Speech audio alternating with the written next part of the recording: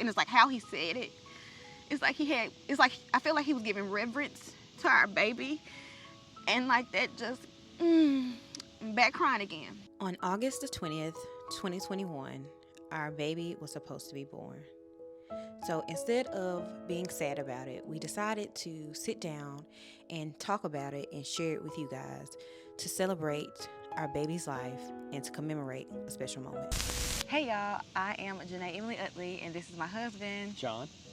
and this is our channel. And on this channel, we love to talk about Interracial, interethnic marriage, yes, our faith journey, our debt freedom journey, us traveling the world. yeah, and just showing you what a young millennial couple marriage looks like. Today, we are here to talk about our pregnancy journey. So this actually started happening at the end of 2020 and into January and February of 2021, and it has taken us some time to get to a place where we feel okay to be vulnerable about this, because we are still going through a healing journey with our emotions and how we feel about it and everything like that. So just to give a little background, we were not trying to get pregnant. We are not trying now to get pregnant. Yeah. So this was something that was completely out of the blue, but was completely like, yes, completely like, yes. So we're going to be sharing with you what happened, where we are individually, emotionally, and then what's our plan for the future and fertility and kids is. Yeah. So our whole journey started the last day of November, first day of December. Jená was in a lot of pain that night. Like excruciating pain. And just to give you a little context, I am currently 33 years old. I've only ever been to like the ER twice in my life, and I believe I was under 60 years of age both of those times. So I am not a person who takes like medicine because I'm in pain. I'll try to find a natural remedy or just, tough through it. So the fact that it got to the point that I actually not only considered going to the ER, but actually went, follow through with it, should like demonstrate to you how severe the pain I was feeling was. Like it felt like somebody was like my lower lady parts, not even my lady part, like my pelvis. It felt like somebody was trying to snap it right at the center, like snap it in half like a wishbone. Yeah, so we get into the hospital and they run some tests, and the doctor comes in after we've been talking to the nurses. The nurses have, done blood work, IVs, all of this. And my parents are with us at this point in the waiting room. The doctor comes in, introduces himself, says, "So you're pregnant," off the cuff, no warning, no gentle easing into it. I feel like by the time the last word came to his mouth, I was boo-the-hooing. You hear me? Like wailing, boo-hooing. And I was crying like that because one, I was just like instantly excited, happy, just so overcome with love. And then the very next thought was, I'm so scared. I'm so scared that I might be losing my baby. Right. Like, why is it starting like this? So he kind of explained what Jená was feeling and what it might be, gave a few different possibilities. I said, or it could be neither of these things. Yeah. The two possibilities that he gave was implantation bleeding. Yeah. Or a possible ectopic pregnancy. Yeah, because by the time he actually came to see me, the pain had subsided significantly. So at that point, I was like, "Dad, should I have even came to the ER?" Like, cause it was dark. It was real dark for about an hour and a half, 2 hours. I'm talking like pain. Yeah. But I was sitting in the ER just relaxed because I didn't take any morphine or whatever that they had suggested, because I had taken either a couple Tylenol or ibuprofen. I think I had taken an extra pain killer that was at the house. So I was like, cool. So by that time, I was just like, the pain subsided. Like, what was it? Did he come and talk to us before the ultrasound or after the ultrasound? Before. Okay. So afterwards, an ultrasound tech, nurse, person came in, performed the ultrasound. Transvaginally. Yeah. So they They did the over on the belly one, and then Couldn't see anything. Couldn't see anything, so had to follow up. So after the ultrasound, they kind of discharged us and said follow up with an OB in the next few days. Yeah. We having a baby.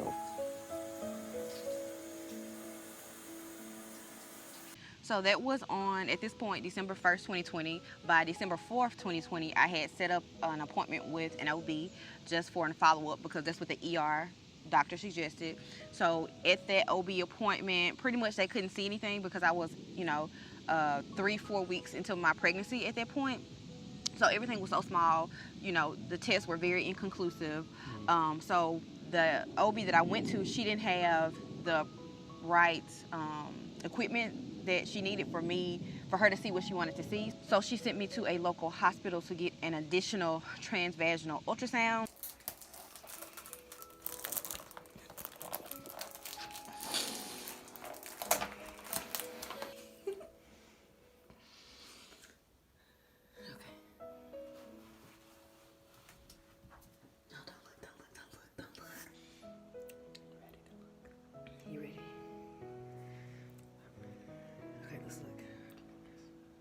It's the it ain't needed. No, you said you was ready.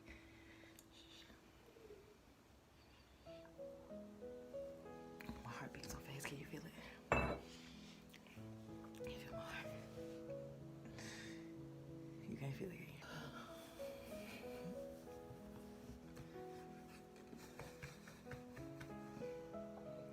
I feel like you're looking over there.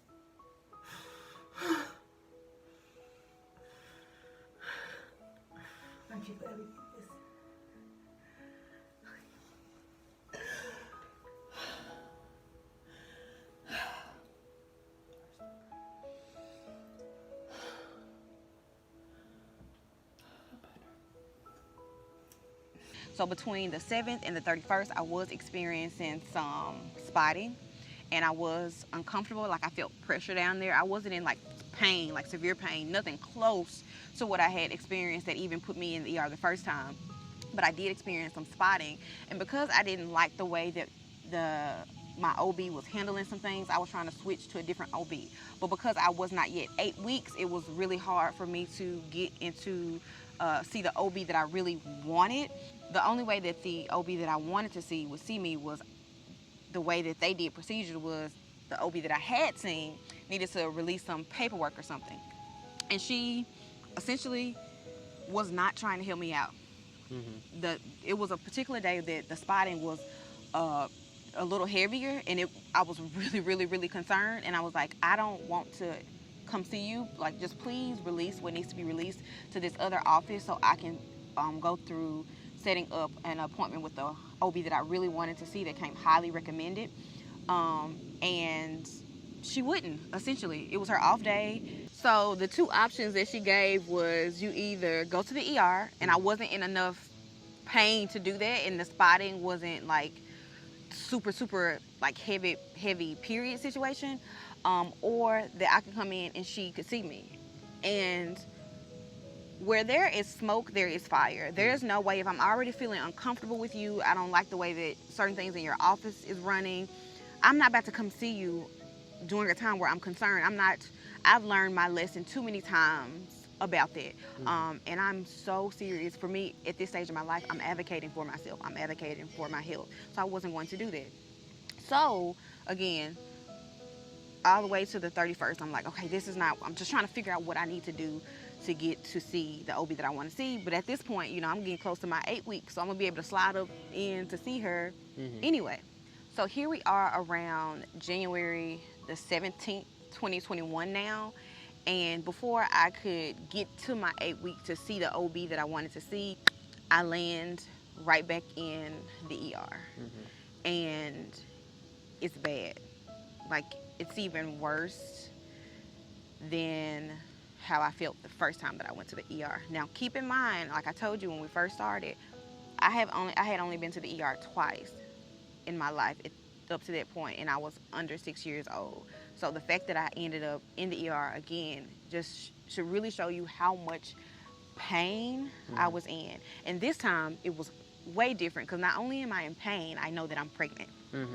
And I know I had been spotting a bit between December the 7th until January the 17th. And in somewhat like constant discomfort. Yeah, it wasn't, like I said, it wasn't in, like, I wasn't in terrible pain, but there was discomfort and some pressure down there. Right. And a couple days prior, we had been out at a restaurant. Yeah. And all of a sudden, I looked down and it's just like, it looked like I had peed on myself, but I hadn't peed on myself. It was just like all of this fluid was like in my crotch. Were you bleeding, or was it just I wasn't fluid? bleeding. It was just fluid. And then I feel like that was 3 days before I got rushed back to the hospital. Yeah. So when we get into the ER, the waiting room is jam-packed full of people. The hospital is... No beds. COVID. No beds, yep. Pandemic. So they're kind of taking people back to get the initial tests and everything done, and then bringing them back out to the waiting room. Yeah. So they take Jená back, they run some tests, do the blood work, get her weight, and then send us back out to the waiting room. And at this point, my weight was like, I was 202 pounds.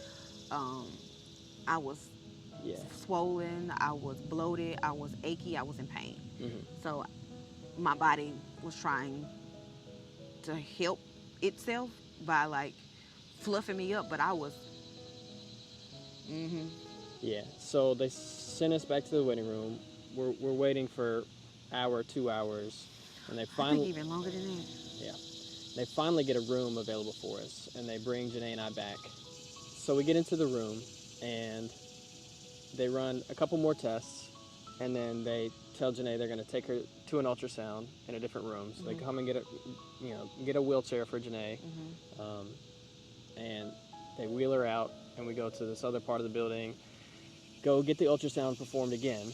Yeah, it was another transvaginal ultrasound, and this time it was so painful. Yeah.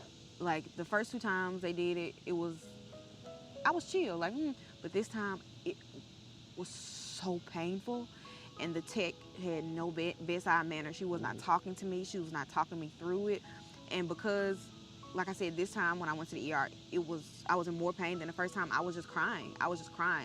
Like crying. It got so bad, it was so painful that I was just like, can we stop? I don't even think I asked her if we could stop. I just was like, I need a moment. That's what I said. I was like, I need a moment. So she takes the ultrasound out, and I sit up as much as I can, because I'm at this point, to move an inch hurts. So to get up on the table, to get my legs in the stirrup, and she wanted me to slide down to the end, to rock them couple inches to get to the end of the bed hurt so bad. So I sit up the best I can, and I just boo-hoo. I just boo-hoo for like a minute. And John comes, and he's like rubbing my back, and he's trying to like comfort me. And it's a moment where I like tell myself, like, I take a deep breath, and I'm like, Jená, you got this. Baby girl, you can do this. So I lay back down, and then I'm like, okay, I'm ready. And mind you, these transvaginal ultrasounds, they're not quick. Like on the, not saying that on the belly ultrasounds are quick, because I got them as well, but they're in there. You know what I'm saying? 5, 10, 15 minutes, especially if they can't see what they're trying to see. So I hear her, she's moving the thing around, applying pressure to different of my walls, and click, click, you hear her taking pictures, click, click, click, click, click, click. Like I said, she's not talking to me. The other 2, times I got it, like at least they were saying something to me, like, okay, we're almost finished, give me like a couple more minutes. She's not saying nothing, and I'm asking her questions, and I was just so glad when she was done. So when she was done, got back in the wheelchair, and I'm so glad John was with me, through this. Got back in the wheelchair, and now I'm in a room in the ER. So I'm not checked in. I'm not in an official room. I'm just in a closed off room in the ER, in the ER area. So at this point, when I'm back in the ER bay, everything is happening so fast. So it goes from I'm pregnant to I'm pregnant in pain to I'm getting these ultrasounds and the results are inconclusive to 2 ER doctors coming to talk to me. And one of them, he was in the ER, but he was a OB and he was a surgeon. And this is the flow of the information because, again, everything was happening so fast. I can't remember exactly the order, but it's like your HCG count has dropped. They can't find the baby. It's a lot of fluid in my abdomen. They can't tell, but it's a lot of scar tissue, so they think my fallopian tube might have ruptured, but they're not sure about that. That's inconclusive. And because they can't find the baby, they think that the pregnancy material has fallen into my abdomen. So at this point, because between the first ER visit and the OB appointment that I did see, and then the blood work that they took and the ultrasound that they took, all of that information together, they could see that my HCG was gradually going down. And from what they could tell, my body was reabsorbing certain of the pregnancy material. And so, like when I say, like, it was happening so fast, Like from 10 minutes, we go from being in the ultrasound, still knowing we're pregnant, Jená's in a lot of pain, to there's 2 ER doctors in there.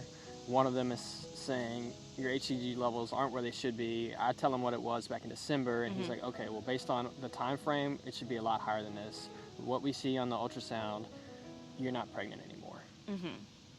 And so from that point, because of the swelling and the fluid and the like scar tissue rupture that they felt like they were seeing on the ultrasound, they were trying to immediately take me into surgery. They were trying to, mind you, I hadn't eaten, and at this point, the pain had started to subside. And I'm so hungry and I'm tired because at that point, I hadn't slept good, and then I hadn't slept much. And so they come in, they try to get me to sign this waiver that, you know, if something happens, it's my permission to immediately go into surgery. And so I'm sporadically fine, and I'm crying, and then I'm fine, and I'm crying, and nurses coming in, checking in on me, ER doctors coming in and out. Again, like, everything's just happening so fast. But I can remember at one point, one of the doctors came in, because me and John was, like, trying to talk about it. Like, when they first put the option of surgery on the table, it was like, you know, surgery for what? And it's just like, well, we need to go in and get all of that, you know, fluid and potentially remove one of my ovaries. And at that point, I was just like, I went from being pregnant to not being pregnant to surgery. And so I was like, no, you're gonna have to give me a little second to think, like at least 10 minutes. Just give me like 10 minutes to think. So they leave and they come back, and I just felt like they were pressuring me to like sign that paper to get the surgery. And so my question after, you know, me and John talk, I was like, John, what do you think? And like, so we going back and forth. I'm giving him my opinions. He's giving me his opinions. And inside of me, like, it was just a hard no inside of me. Because I was just like, I haven't even had my first baby. And y'all trying to, at that point, I don't even know if they were trying to repair or remove one of my, I think they were trying to remove. Yeah, they said remove. Remove a fallopian tube and one of my ovaries, and I ain't even had my first baby. I was just like, inside of me, it was just like a hard no. But again, we was talking about it. So again, I feel like they was trying to pressure me. And it got to a point where one of the doctors came and was like standing on this side of my bed. I literally looked, like I can't remember if I touched him or I touched the paper or like I grabbed his wrist or I was just looking at him. Out and like touched the paper, and you said, okay. I remember, you know, I was half here, half not. But I remember touching, and I looked at him. I said, no, I'm not going to do this. Because when I'm asking y'all a question, all of the answers that y'all are giving me are inconclusive. Y'all can't see anything on the transvaginal ultrasounds. Y'all can't see anything on the ultrasounds. Y'all do not know. And that's too big of a gamble for me, for y'all to put me under the knife and cut me open and take out my fallopian tube and my ovary, for y'all not to have a clear picture of what's going on. So I was real stern with that one doctor. And so he was like, yeah, at that point, he was like, okay. He was like, okay, I'll leave he you kind of alone. left the room. Back in the hospital. It's January the 16th, 17th. 17th. I haven't eaten anything all day, and it's 6 o'clock. Just found out that I had a ruptured ectopic pregnancy. They suspect a ruptured. That's what they suspect. That's right. A ruptured ectopic pregnancy. I am okay right now. I've been crying off and on for different reasons, but solidly I'm okay. Was in a lot of pain this morning, which is what came. Right. So had trouble breathing.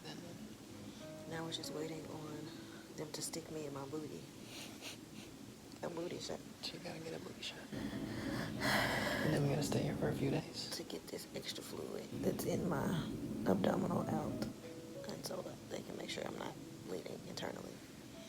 In which case, they said they would have to perform surgery. Right. But they're Potentially. believing for no surgery. Yeah. So that's the update. And so another ER doctor came, and he stood at the foot of the bed. Some time had passed. I don't know if it was 10 minutes or 2 hours. I don't know. He came and sat at the edge of the bed, and he was encouraging. And this was the ER doctor that had said something previously that tore me up. Because he was like, so, is this your first pregnancy? And I was like, it would have been. He was like, no. This still is. And it's like how he said it. It's like I feel like he was giving reverence to our baby. And like that just back crying again. So this ER doctor who had said this to us, he comes and he stands at the foot of the bed, and he's you can tell he's very thinky. And he was like, honestly, we have patients who come in here and immediately, as soon as we say surgery, they go for it. He was essentially like, I applaud you for asking these questions, John, for him asking these questions for y'all to understand, and for you advocating for yourself. Like, he legitimately said that. And he was like, this is what we do know, and this is what we see, and this is what we think is best. But ultimately, it's your decision. And ultimately, me and John was like, no surgery. So they give us 3 options. The first option is surgery, which is what the doctors are heavily recommending. I think they're doing so mostly out of concern for Jená and wanting to be the most cautious and, in their opinion, most secure route, although it requires removing ovary and fallopian tube. Yeah, because the thing about it was, this was high-key dangerous, y'all. Because of the fluid that they were seeing, they didn't want me to bleed out because it was a risk of potential internal bleeding, or because of that, potential blood clots that could give me a heart attack or get dislodged, and I could have a blood clot in my lungs. So we're talking serious stuff. Yeah. Like we're talking serious, like my life is in the balance type stuff. Yeah, so the second option is to get this shot, which is like a heavy medicine shot, which basically causes the body to make sure that it's not still trying to grow the pregnancy tissue. Which the pregnancy tissue had stopped growing anyway, but it's just like they wanted it to drop quicker than it had dropped, because essentially what they was also saying is my HCG had started to drop and my body was starting to reabsorb the pregnancy material. Right. And if the pregnancy material didn't shrink in fast enough time, there was a possibility for, if Jená's fallopian tube was not already ruptured, there's a potential for it to rupture. That was still more invasive than what we wanted to do. And the third option was hold off. You're going to be in the hospital no matter what for the next couple days. Hold off on anything right now and just see how your body progresses, see how your blood level looks, like your blood count, see how your liver and kidney counts are going, and just keep a close watch on it. Yeah. If anything goes crazy left, we're in the hospital and we can take care of it. Jená and I felt the most peace with that. Yeah. And at that point, we checked in to an official hospital room and started our 3-day stay. As of right now, I am just in the hospital trying to get better. John rushed me to the ER yesterday, and I feel like I'm gonna get emotional, but it's not because I'm sad. But we were pregnant and we lost the baby. So I'm okay. Are you okay? Yeah. Stop. I'm fine. I'm fine. I'm just listening to you talk. So I've been in the hospital for 2 days, and I have to stay in here till tomorrow, and hopefully they'll release me after they see that I am okay. So I don't want y'all to be in the comments sad or stressed out or none of that, because I'm okay. Yeah, just, making sure I take care of the baby girl over here. Make sure she's okay. She has everything she needs. Keep her in this bed, laid up. Get recovered. Yeah, because I'm on bed rest. Not anymore. You said you're out of bed rest. Yeah, but I've been on bed rest, and I'm still kind of on bed rest because it hurts to walk and stuff. Yeah. But yeah, I just wanted to give you an update on what's going on. Right. Basically, it was in the pregnancy ward in a delivery room. Mm-hmm. So all night they're checking Jená every couple hours, taking more blood work. She's hooked up to an IV. She's laid up in bed every 3, 4 hours, 6 hours maybe. I think it was 4 hours because they were trying to make sure my liver levels and other things was okay, but particularly my liver levels, because if I was to get the second option, which was that shot, it was a very heavy medicine and it could potentially damage my liver. Mm-hmm. So they needed to make sure my liver was healthy straight out the gate. And yeah, they were coming in every few hours and they were taking my blood so much, but at one point I had bruises. Mm-hmm. I had bruises in my elbow pit and like a small hole where they kept reinserting the needle. Yeah. So, at this point, Jená's pain is mostly subsided. Mm-hmm. She still has not taken any pain medication in any hospital trip. And that's not me trying to be tough, but by the time, I don't like to take it if I don't need it. By the time they would have given it to me, the pain has subsided. Every time I'm in the ER, y'all making me sit for hours. And that time my adrenaline popped in and I'm getting sleepy and my body trying to figure it out. Mm-hmm. And the pain ain't where it used to be, so ain't no point in me taking it when I ain't in the same kind of pain at this point. Right. And this is, at this point, since there's still the possibility for surgery, they can't allow Jená to eat until at earliest Monday afternoon. I was hungry. Y'all, I was so hungry. I was like, y'all, I ain't getting this surgery anyway, so feed me. They ain't see it like that. No, they did not see it like that. Monday morning, we get up. We get a few hours of sleep that night. Mm-hmm. We get up, and a new doctor that we hadn't seen yet, who was a partner of the OB in the ER, mm-hmm. he comes in, very sweet, very gentle old man, mm-hmm. introduces himself, takes a minute, and says, well, it looks like you made the right choice. Your body is doing what it needs to be doing. Your levels are evening out. You look really healthy. Mm-hmm. My HCG is coming down, and he's able to determine this because they done took a gallon of blood at this point. Yes. So your kidney looks good. Mm-hmm. Your liver looks good. Your blood count looks good. Doesn't look like you're bleeding internally. Right. He was just such a sweet doctor. Mm-hmm. It looks like you could have been very stressed out from the whole experience, and your liver and everything just kicked up during the pain. It was my blood pressure.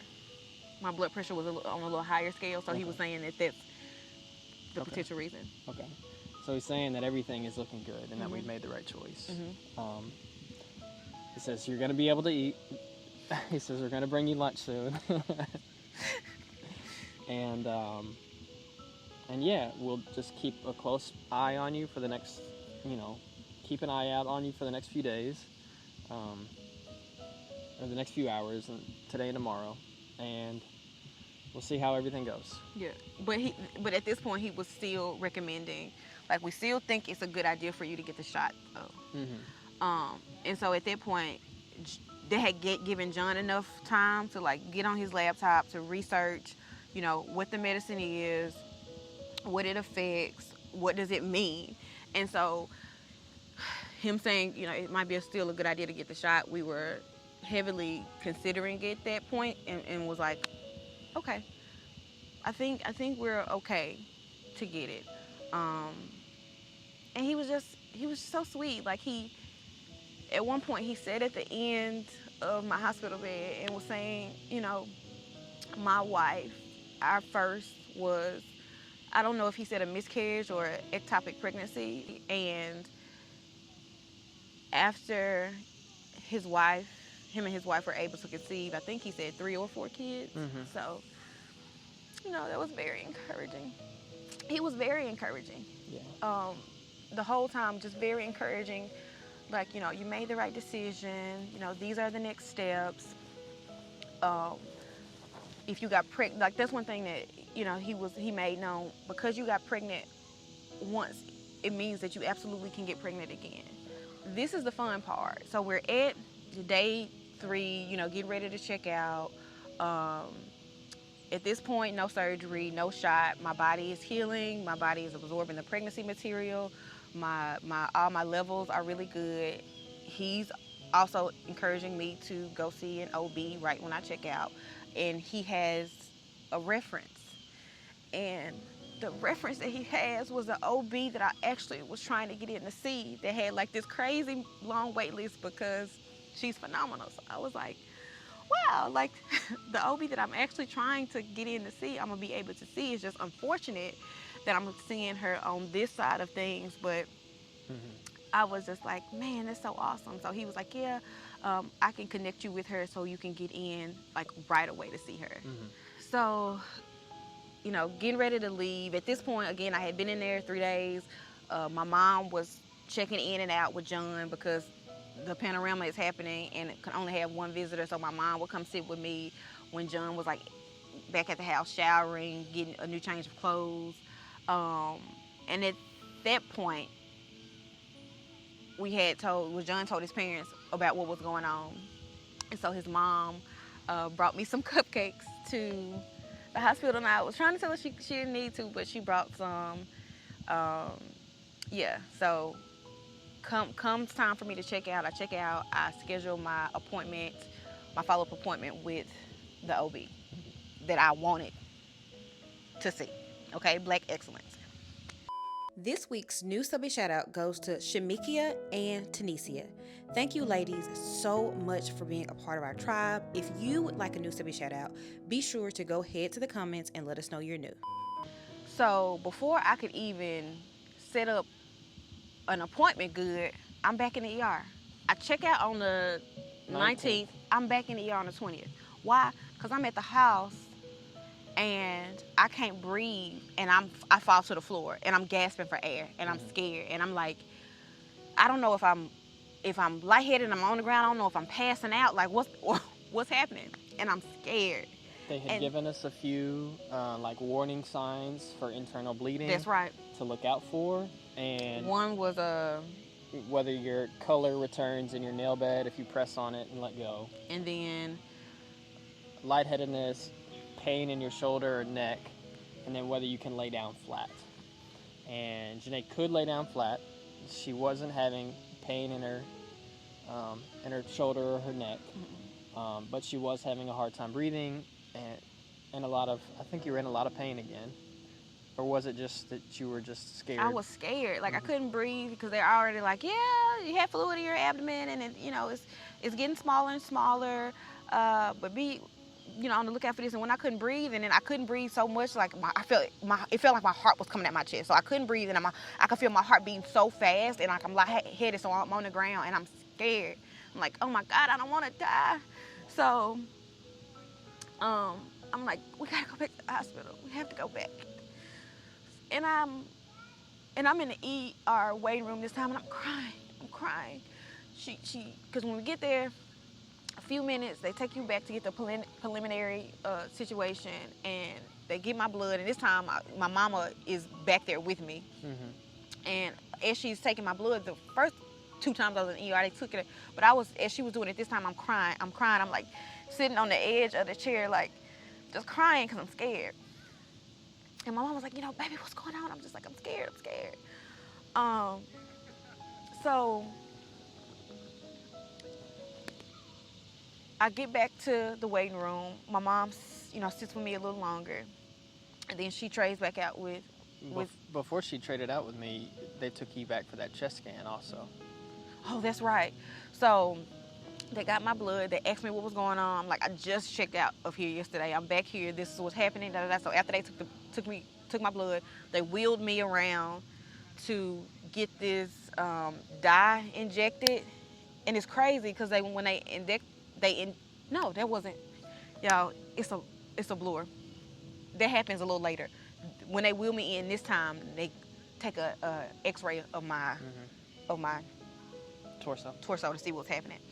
Then they wheel me back to the waiting area, and then you and my mama switched out. Yes. And then you come in, and then I get another test run. They injected me with this dye so that they could do a CAT scan. Mm-hmm. And it's crazy because when they inject you with the dye, she was like, okay, yeah, you're gonna get a little hot. The radiologist, I think she was this cute, really perky, peppy woman. She was like, yeah, so this is what's gonna happen. I'm gonna inject you, and you're gonna feel a little warm. And I was like, okay, I'm anticipating it. But when they inject you and you get it's like a flush of warmth. It's like you boiling from the inside, not boiling, but you can feel like you getting warm from the inside out. I got scared. I was like, oh God. And I was like, oh my God. But I was laying there, but I was cool as a cucumber. But I remember when that flush of heat came, I got scared. I was like, oh my God, like this is normal. And so they take the test, and then I go from there back to the waiting room. And not the waiting room, you went back. No, it was a waiting room. Because remember, this is a panorama. And from the first ER visit to this now third ER visit, the hospital, it was already packed to capacity, but this time it's so packed, people laying in the hallways, they got beds in the hallways. I couldn't even have a room. I had to go to the pediatric part of the hospital, and I'm laying in the kiddie bed. So I am back in the ER. This is my third hospital visit in over a month. And this is the most I've been to the hospital in my 32 years of life. Just gotta make sure I have no blood clots in my lungs. I just had a CAT scan. I'm ready to go home. We've been here since 3 a.m. and it's 11:30. And it's inauguration day, and all I want to do is go home and sleep and heal. The results come in, I'm hooked back up to an IV, and the IV hurts. During the 3-day stay, I was so ready to get the IV out of my arm. I'm like, can y'all switch the arms? Like, because I have to get up and get down, use the bathroom with the thing stuck, the IV still stuck in my arm. I was just so ready to get it out of my arm. So to check out and then check back in the next day and then have to stick the IV back in my arm, that's the worst part of it for me, honestly. Like, not the worst part, but... Not the worst part, but when I realized I was going to have to get another IV stuck in my arm... Jené was sad about that. I was like, we sure? Like, we sure? I got to get... That needle is big. And I've had IVs before, but something about that IV just hurt like something else. Not when it first got in there, but to have a needle sitting in your arm for 3 days. Anywho, so finally get the results back. You're fine. Whoop de whoop whoop. You clear to go. Yeah. So go home. Now I'm trying to set an appointment up with the OB to get some follow-up. I've had the roughest couple of days, and my friend surprised me. My name twin surprised me and sent me this. I'm just so blessed to have the friends that I have. I'm just so blessed. Thank you so much. So we're discharged from the ER for the second time in 4 days. And we've got to set up the appointment, and before the appointment we have to get some lab work done so Jená's HCG levels can be monitored and checked before she goes into the OB. So we get that done the day before, go drive into her office. I'm unable to go into the office because of the pandemic. So all of the hospital stuff I was able to do except for some of the scans. Right. And the first OB visit I wasn't able to go to. But this OB visit, I just have to sit in the car again as well.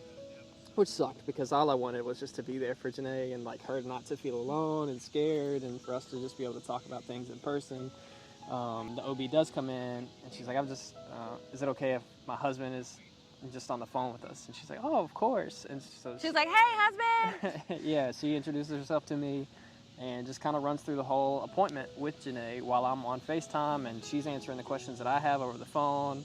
Because John was asking, boy, when I was not emotionally available, John was, and he was running them questions down. Yeah. So I looked this up, and it says this. So what does this mean? And baby was on it. Thank you. So at this point, we're trying to continue to let Jená's body do everything that it needs to do. Naturally. But this OB lets us know, hey, your HCG counts are still too high. Yeah, they're not coming down as quickly as they should be. As quickly as we would want. They're coming down, but not as quickly as we would want. And in my mind, I just want my body to just reabsorb my baby. That's all I want at this point. Yeah. So at this point, we've talked about the shot for days. We're still wanting Jená's body to do everything that it can and not have to get the shot, but we're also looking at making sure Jená's fallopian tube stays intact, doesn't rupture again, doesn't build up scar tissue and block itself from being, a viable tube in the future. So the doctor is, she kind of presents the options and really makes a great case for why we should get the shot. And the shot is the methotrexate shot. Yeah. So we talk about it on the phone for a second and go ahead and agree to do it. Yeah, because I think what comforted me at this point was my HCG levels had, from the first ER visit to this particular, had dropped significantly. My body had to start reabsorbing the pregnancy materials. So it was, at this point, I'm okay because I don't feel like I am giving up on the baby. So, a nurse comes in, gives Jená the shot. I think a few minutes go by and they check her and make sure everything's okay, and she comes out to the car. They shot me in my booty, y'all. Right in the cheek. And it, baby, I'm so glad they did because I got a lot of fat back there. There was more cushion for the pushing. It barely even felt it. Okay. I mean, after being in so much pain for so long, just the small things that I had to do that were not painful were appreciated. Yeah. So we go home and set up some follow-up appointments. She's basically saying she's going to monitor us over the next couple weeks, make sure everything's going well. Well, after the first shot, it was a 7-day monitor, and then I had to come back and see her. Yeah. But them 7 days.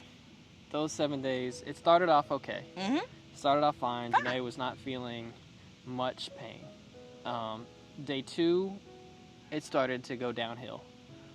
Yeah, I was like, oh, just uncomfortable, but from everything that we had researched online, it wouldn't be uncomfortable for too long. Some people said they got the shot and they were okay. Some people said they got it and it was, dear God, help me. And so I was just praying. I was one of the ones that's like, oh. But day 3 came. Yeah. The long short of it is pain. A lot of pain. Pain. Pain to stand up, pain to sit down, pain to lay down. Pain to sleep, pain to, just so much pain.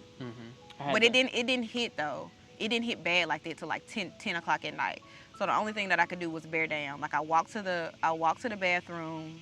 I had to help Jená walk to the bathroom, like hold her hips and walk behind her and push her, or stand in front of her and let her like drape herself over my shoulders and lean on me, and I walked in front of her. Yeah. So bear down. At this point, I'm I wouldn't even say I'm spotting at this point. I'm bleeding.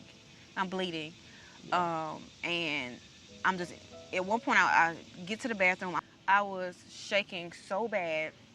I can't remember why I wanted to go to the bathroom, but I remember John take me to the bathroom. I go to the bathroom. I think because I was also constipated. I had never been constipated in my life like that, but it was just like being constipated was putting so much pressure down there already. And at this point, I had started bleeding again, and so I'm like, John, take me to the bathroom, because I feel like if I just sit on the toilet, maybe I'll go, maybe that will relieve some pain. But no, I actually end up sitting in the tub and getting water ran on me. Yeah, and then got out the tub, and then pretty much spent 3 hours on the bathroom floor. Yeah, and that happened day 2, day 3, and day 4, I think. Was like... It was bad one day. It was only 2 days it was like that. I think it was either day 3 and day 4. I think so. And so the next morning when it was crazy bad like that, John called and got a prescription for me. And mind you, I'm setting up Jená's appointments. I'm calling in prescriptions. And people are like, who's the patient? And I'm telling them, and I'm like having to ask Jená questions while I'm talking to the people. And someone was frustrated about that. We usually talk to the patient directly.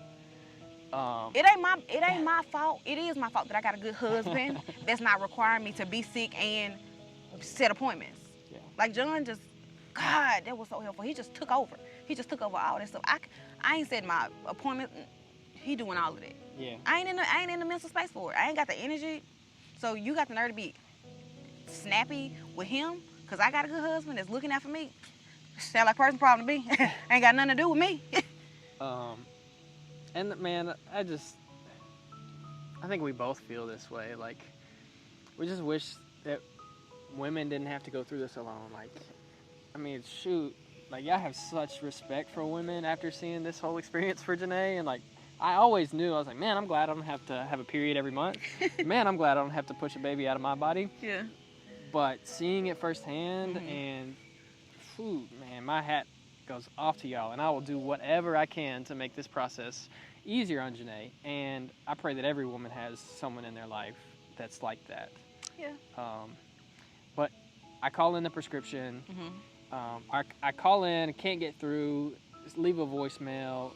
They like send in an after hours prescription. Luckily, the pharmacy was still open, and so we're able to get the prescription. Jená is able to take some pain medicine. And my OB calls me and she checks up on me like, hey, what's going on? Yeah. You okay? I saw that we had to get a prescription for you. What's happening? Yeah. Okay, I'm gonna call back and check on you a little later. Make sure you're feeling a little better. Like I'm so grateful for my OB. Like I'm so glad I trusted myself to like switch. Yeah. Cause that first appointment, it was a point when before we was like, yeah, we're gonna get the shot. Man, I just broke into tears. And you know what my OB did? She just hugged me. She just hugged me and let me cry. Yeah, man, I love my OB. That's why we need doctors who have bedside manner, Yeah, and who care about their the patient. Yeah. Who will talk, who's not irritated because we asking questions because we don't know and we're scared, and we're like, doesn't make us feel stupid for asking questions or wanting to know, or like not demeaning or all of that. Yeah. So we get the pain medicine. You know, Jená's still experiencing the constipation, so we're trying a few things to Natural things. Yeah, to get that taken care of. And they worked. They worked. Like I was brewing myself. I drank a ton of teas, and I was brewing myself some marshmallow roots, as well as some. What was the other stuff called? I can't remember. It was marshmallow root and something else. Slippery elm. Yep. And eating dried fruits, dried apricots. Someone was forcing me to eat them nasty things. They were working. Nasty. But yeah. So yeah, and you know, the pain is still present, but it definitely was not as severe as it was day 3 and day 4. Jená goes for the follow-up visit. They say everything's going okay. but her levels hadn't dropped to the level that they wanted to see. Did they do an ultrasound at this visit? Mhm. Okay. At this visit, they do an ultrasound. They can still see. A They mass. did both. Boy, they did an on the belly ultrasound, another transvaginal. Y'all had so many transvaginal ultrasounds during this process. After having all those transvaginal ultrasounds and them looking, and it's like, we want your levels to be lower. We want, this to look a little differently. Then it was just like, okay, might need to take another shot. And I'm like, No, not again. because at this point, I know what to expect. It's different when you don't know what to expect, because the first time they shot me in the booty, I was like, okay, that's cool. Okay, I'm on a journey to recovery. Mm-hmm. That second time, like, and the thing is, she didn't, I ended up taking it after, taking the second shot after they did the ultrasound with me at my second appointment with that OB, and she didn't put enough medicine in the syringe. Y'all, they had to stab me 2 times in the booty. Oh no. 2 times in the booty. I was like, she's like, yeah, actually I didn't put it in the, I was like, you gotta stab me. Which booty cheek? This one. Come on, just stab me up so I can go. Let's get it over with. But this 7-day period It was a lot better. night and day. Legitimately night and day. I still had some discomfort, still some bleeding, but night and day. I didn't have those 2 midnight. Horrible nights. That's not even a word, but I'm gonna use it. Yeah, I ain't had them horrible nights. So after that second shot, Jená had a couple more follow-up visits, and just to check and make sure, everything's going okay. Her HCG levels are going back to where they need to be. She's doing okay. My liver's okay. Liver's okay. Just a full checkup. In the second visit, the doctor says, you're through this.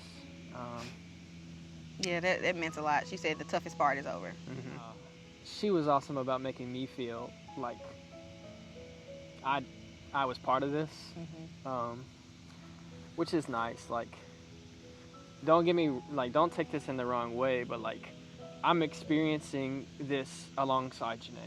I'm not going through the pain and the feelings and the body, I'm not going through that, but emotionally, spiritually, like, I'm still part of that process. So for her to include me was nice, man. It was comforting. It was what I needed. So she says, you're good. Y'all are through this.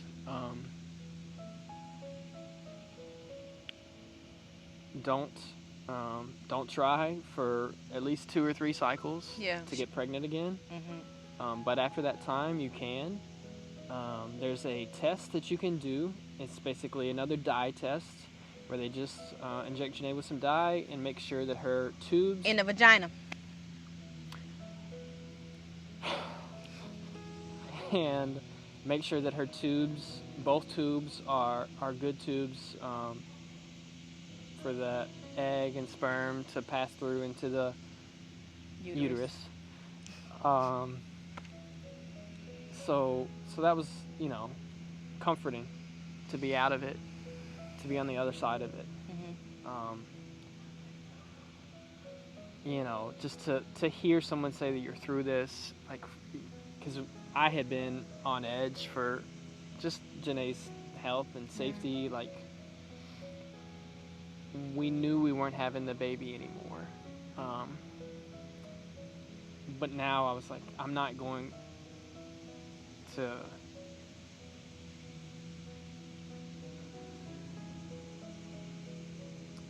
You okay? I knew I wasn't going to have, like...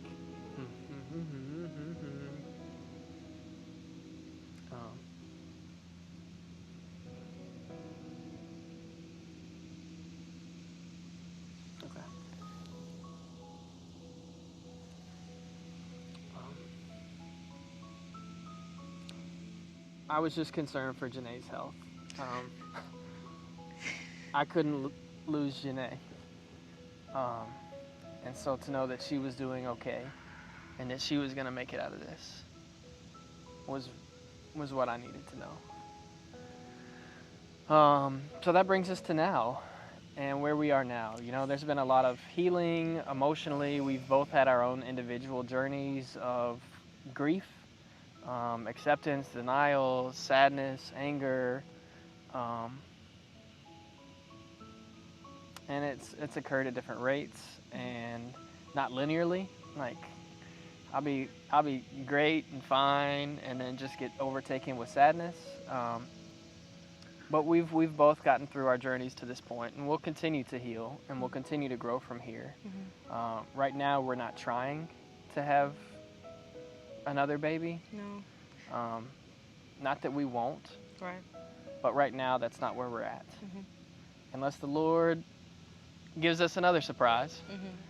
For me and my personal journey of healing, what it has looked like up until this point, initially I was just in so much pain that a lot of my sadness and my tears and my frustration was coming because I was in pain and I was scared and I didn't know what was going on. And so once I started to feel better, I thought I was okay. Like, you know, I'm glad to be healthy, right?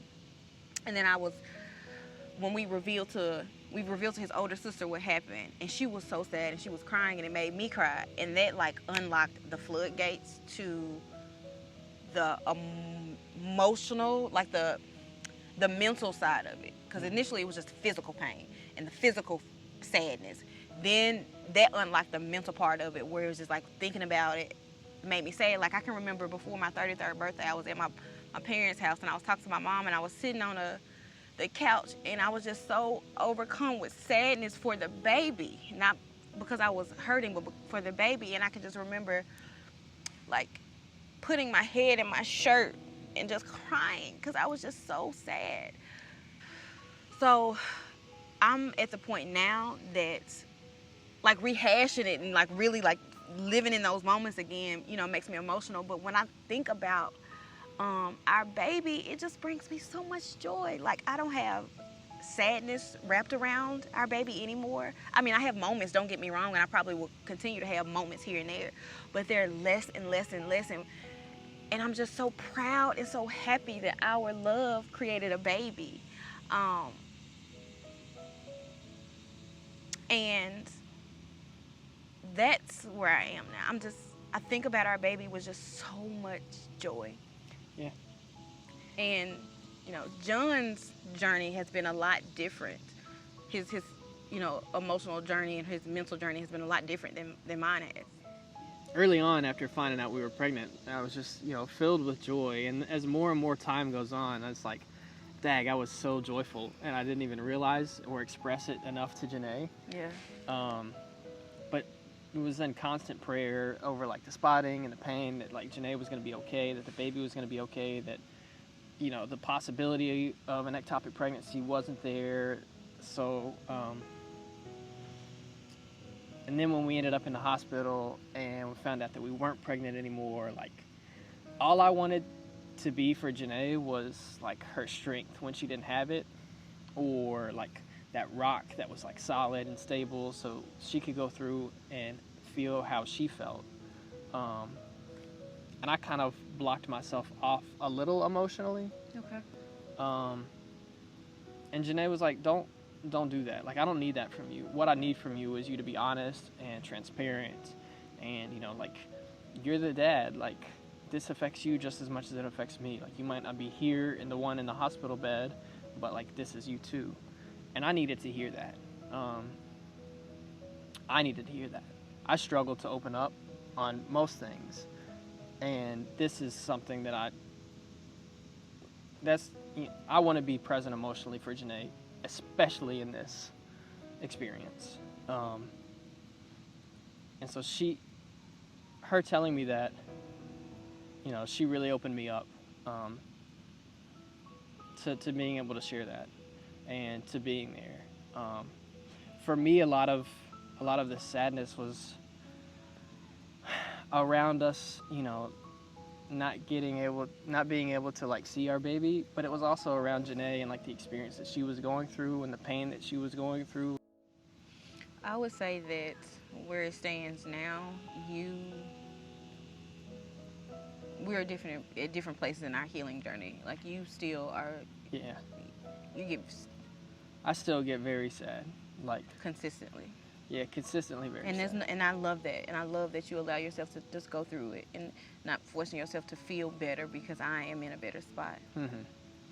And it's been important for me to open up to like get back into therapy and like open up to my therapist about it. And I reached out to some guy friends of mine for like accountability, and this is one area that I'm like opening up about.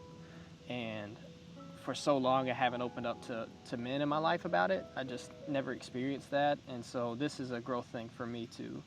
But it's so important, I think, for the men and the husbands, the fathers in these experiences to be present for your wife emotionally and not to like wall yourself off to her and to be that rock, but really be emotionally present and available. And it's okay to have your own journey. It's okay if you grieve and your grief is quicker than hers, or if it's slower than hers. And if it's slower than hers, it's fine too. And it's okay for it to be slower than hers. If it's okay for it to make you emotional and cry for a year, 2 years. Like, your journey is your journey, and it's okay. Give yourself permission to feel not okay when you're not. Yeah. So that's been really important to me. And like Jená said, like I look on our baby with so much joy and happiness and like pride to be our baby's father. Like, I'm so joyful of the baby that we made, that our love created. You know, our baby's in heaven, and I'm so happy about that. Like, I'm so happy that we have a baby. Yeah. A great thing that his therapist recommended to him was for us to name our baby. So we are so excited that our love created love. We have named our baby. Yeah. We celebrate us as parents for Mother's Day. He, got me something. Beautiful. It's my first Mother's Day. How you feel? I feel a lot of things. Open.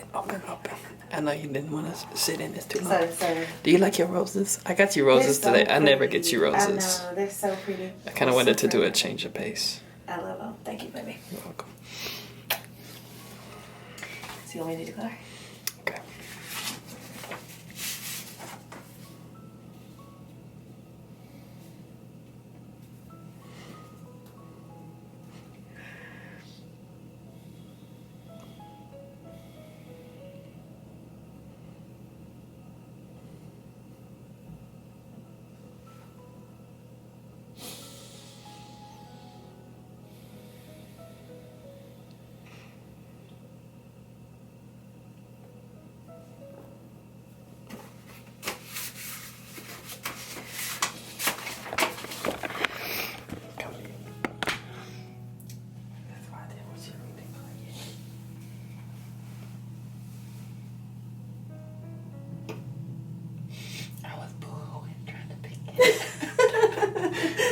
I was in the store like with my mask on. I was like,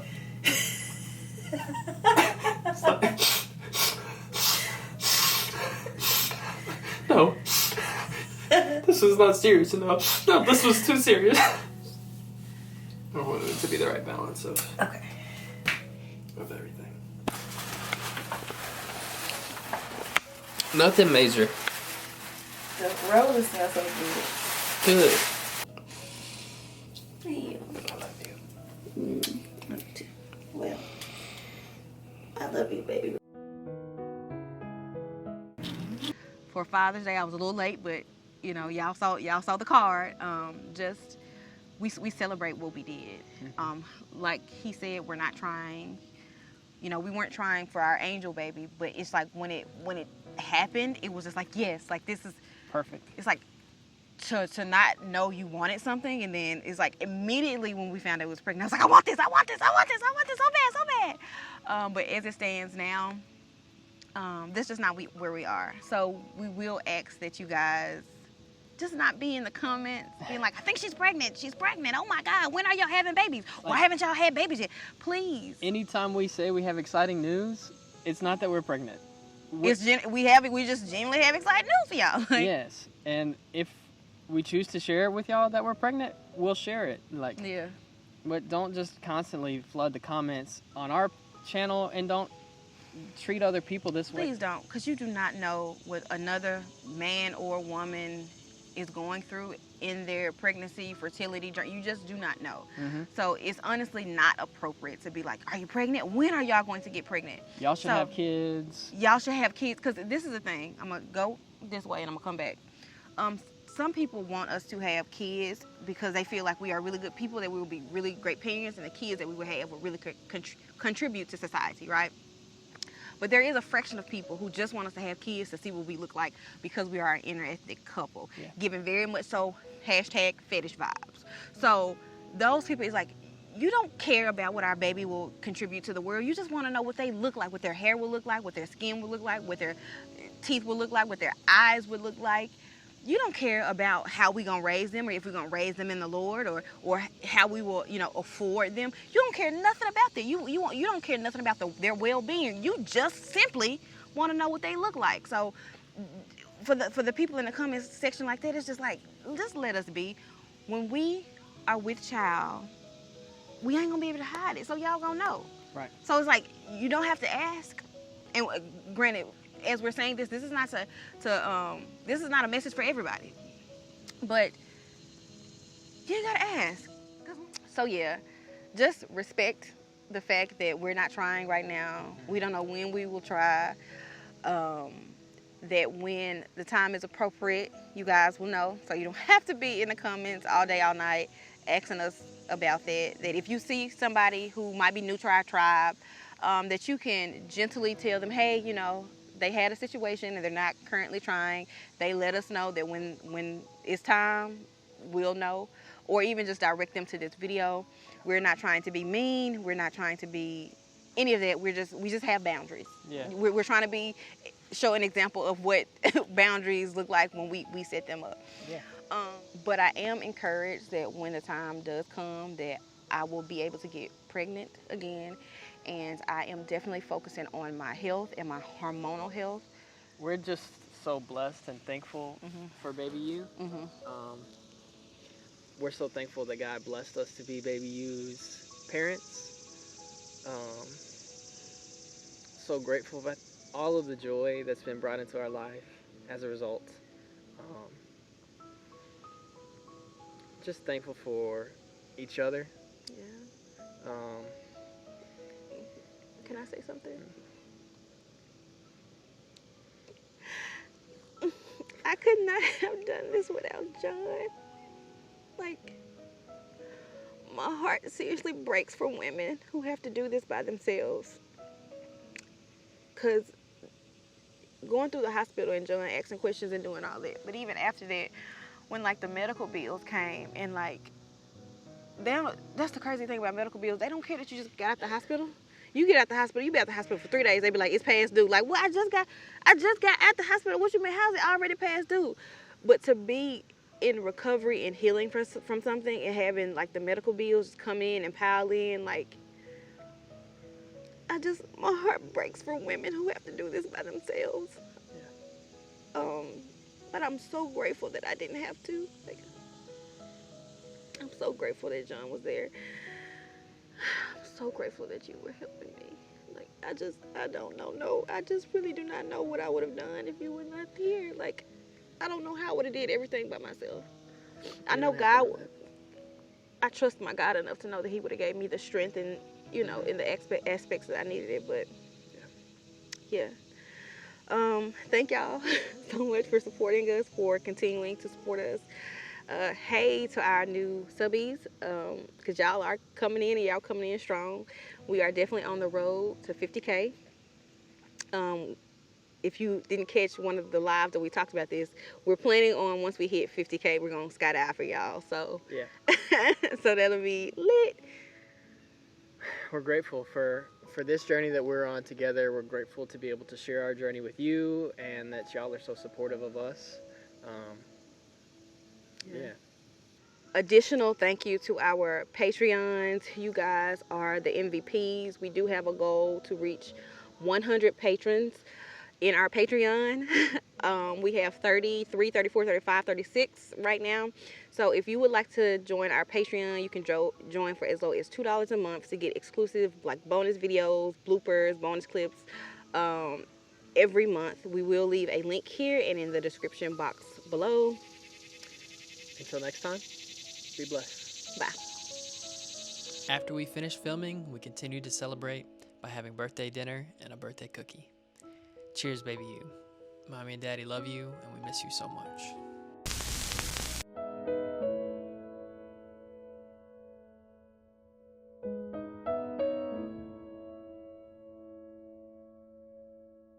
Thank you.